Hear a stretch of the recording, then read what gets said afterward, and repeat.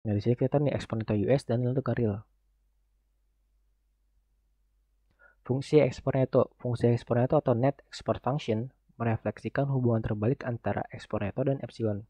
Sehingga rumusnya itu ekspor neto sama dengan ekspor neto dikali epsilon. Nah, ini untuk US ya. Jika kurva NX untuk US. Jika epsilon relatif rendah, barang-barang US relatif murah, sehingga ekspor neto US akan tinggi. Nah, dengan nilai epsilon cukup tinggi, barang-barang US menjadi sangat mahal. Ekspor lebih kecil daripada impor. Jadi ini tergantung dari epsilonnya.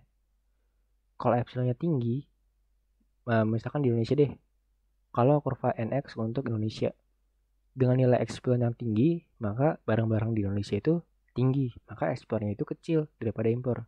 Berlaku juga di sini. Kalau ekspornya di untuk Indonesia, kalau epsilon itu rendah, maka barang-barangnya juga rendah. Jadi harga barang di suatu negara itu tergantung dari epsilonnya. Kalau epsilonnya tinggi, maka barang-barangnya juga tinggi juga. Kalau epsilon rendah, maka barang-barang juga rendah juga gitu. Jadi kita bisa lihat dari situ juga gitu. Nah, bagaimana menentukan epsilon? Identitas akuntansi menyatakan ekspor sama dengan S dikurang I. Nah, S tergantung pada faktor-faktor domestik, variabel output, kebijakan fiskal, dan sebagainya. Sedangkan I ditentukan oleh suku bunga dunia atau R-aksen. Sehingga epsilon harus menyesuaikan untuk memastikan ekspor neto kali epsilon sama dengan S dikurang I dikali suku bunga dunia.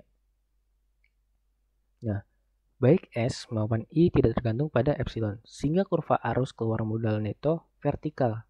Nah, karena nggak tergantung ini vertikal gitu. Epsilon menyesuaikan untuk menyamakan ekspor neto dengan arus keluar modal neto S dikurang I. Interpretasi penawaran dan permintaan di bursa valuta asing. Kalau permintaan, orang asing membutuhkan dolar untuk membeli ekspor neto. Penawaran, arus keluar modal neto S dikurang I adalah penawaran dolar untuk diinvestasikan di luar negeri. Karena nggak S dikurang ini nggak tergantung pada epsilon, nih kita lihat nih, baik S maupun I tidak tergantung pada epsilon, maka vertikal. Nah, kita udah tahu nih. Maka karena dia nggak tergantung, dia itu vertikal. Kita bisa lihat dari situ. Nah, 4 eksperimen. Kebijakan fiskal dalam dan luar negeri, kenaikan permintaan investasi, dan kebijakan perdagangan untuk membatasi impor maksud saya. Yang pertama, kebijakan fiskal dalam negeri.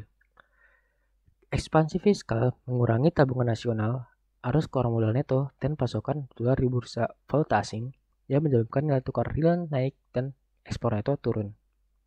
Di sini kita bisa lihat karena ekspansi fiskal nih di sini ekspor netonya tuh jadi turun ke sini. Tapi epsilonnya naik gitu.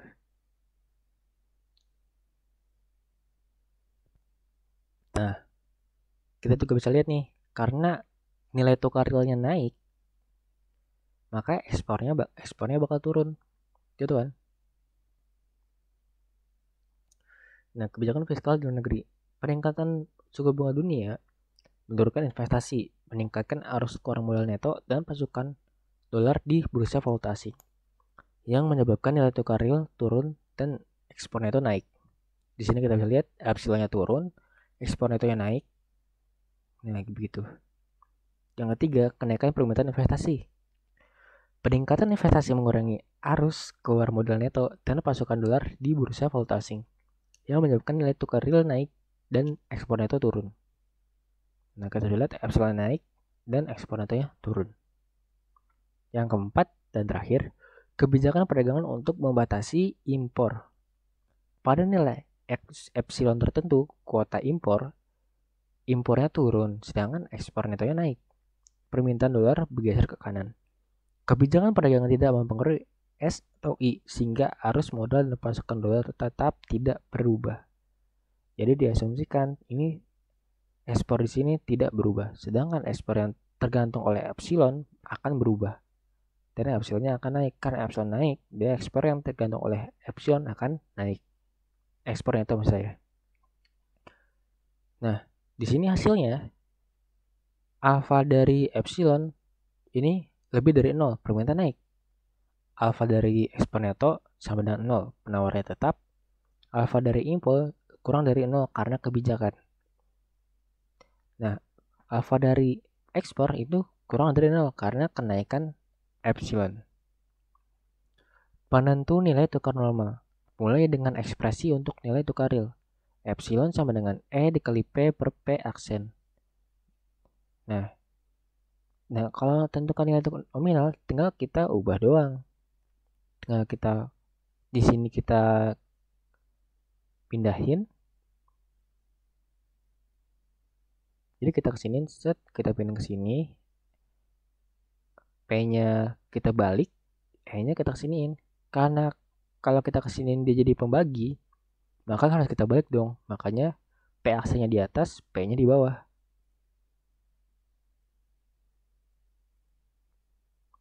Sehingga rumusnya akan menjadi E sama dengan epsilon dikali P aksen per P. Sehingga E tergantung pada nilai tukar real dan tingkat harga di dalam negeri dan luar negeri. Dan kita mengetahui bagaimana penentu masing-masing variabel. Nah, di sini E sama dengan epsilon sama dengan dikali P aksen per P. Dari epsilon ini, kita tahu kalau ekspor dipengaruhi oleh epsilon sama dengan S dikurang I dikali suku bunga dunia. Sedangkan P, M per P sama dengan L dikali suku bunga dunia ditambah Pi atau Y. Yang P aksen ini sebenarnya sama aja kayak yang rumus P.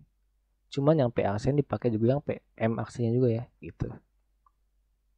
Nah, kalau kita tulis ulang persamaan ini dalam laju pertumbuhan, maka kita dapat alfa E per S sama dengan sigma E per E sama dengan sigma E per epsilon per E ditambah sigma P aksen per P aksen dikurang sigma P per P sama dengan sigma epsilon per epsilon ditambah Pi aksen dikurang Pi. Nah, untuk epsilon tertentu, laju pertumbuhan E sama dengan perbedaan antara laju inflasi dalam negeri dan luar negeri. Paritas daya beli atau Purchasing Power Parity atau PPP. Dua definisi. Suatu doktrin yang menyatakan bahwa barang-barang harus dijual pada harga yang sama atau currency adjusted di semua negara. Nilai tukar nominal menyesuaikan untuk menyamakan biaya keranjang barang antar negara. Alasannya arbitrasi. Hukum satu negara atau the law of one price. PPP sama dengan S dikali P sama dengan P aksen. P aksen itu biaya sekeranjang barang luar negeri dalam mata uang asing, sedangkan P biaya sekeranjang barang domestik dalam mata uang domestik. E biaya sekeranjang barang domestik dalam mata uang asing. Nah, E sama dengan P aksen per P gitu. PPP menunjukkan bahwa nilai tukar nominal antara dua negara sama dengan rasio tingkat harga negara-negara tersebut.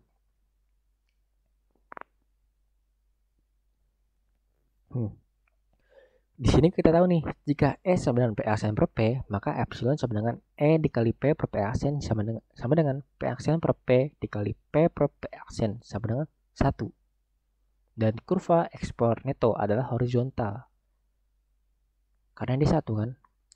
Dalam PPP, perubahan S dikurang I tidak berdampak pada epsilon atau E. Makanya dia tetap vertikal karena tidak berdampak pada epsilon atau E. Apakah PPP berlaku dalam dunia nyata? Jawabannya tidak, karena dua alasan. Arbitrase internasional tidak mungkin dilakukan.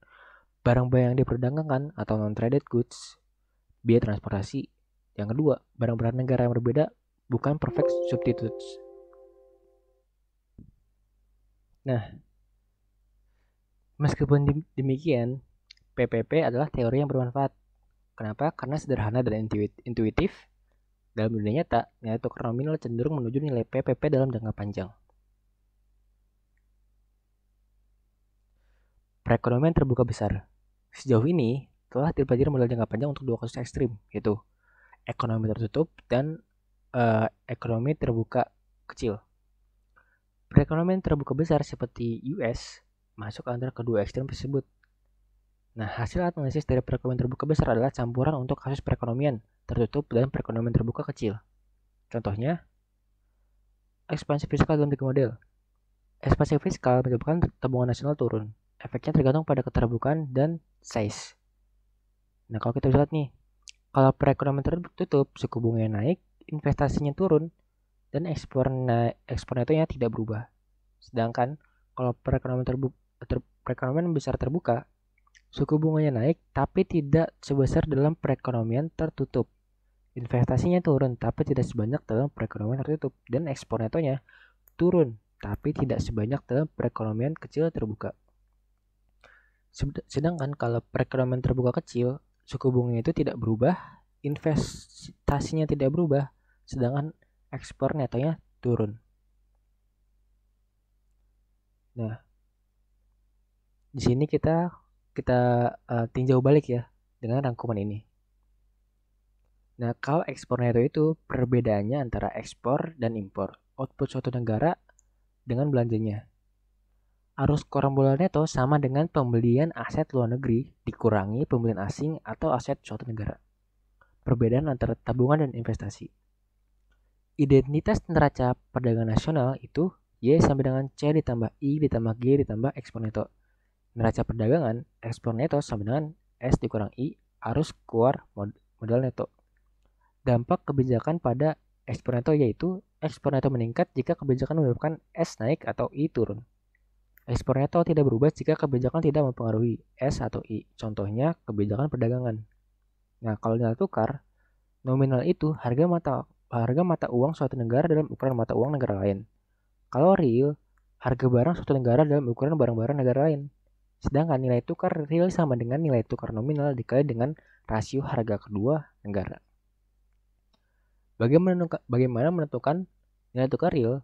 Ekspornya tergantung secara negatif pada nilai pada tukar real ceteris paribus. Nah, kita juga tahu kan kalau hukum dari penawaran dan permintaan itu ceteris paribus dengan asumsi tidak terpengaruh oleh faktor-faktor lain. Nilai tukar real menyesuaikan untuk menyamakan ekspor neto dengan arus keluar modal neto. Bagaimana menentukan nilai tukar nominal? Yang pertama, sama dengan nilai tukar real dikali tingkat harga suatu negara relatif terhadap tingkat harga luar negeri.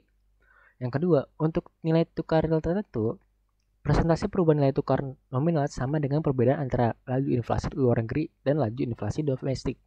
Terima kasih telah menonton dan terima kasih atas perhatiannya. Semoga apa yang saya ajarkan untuk kalian itu, apa yang saya bahas kali ini bisa bermanfaat bagi kalian semua dan juga bisa bermanfaat untuk saya juga. Terima kasih atas perhatiannya. Wassalamualaikum warahmatullahi wabarakatuh.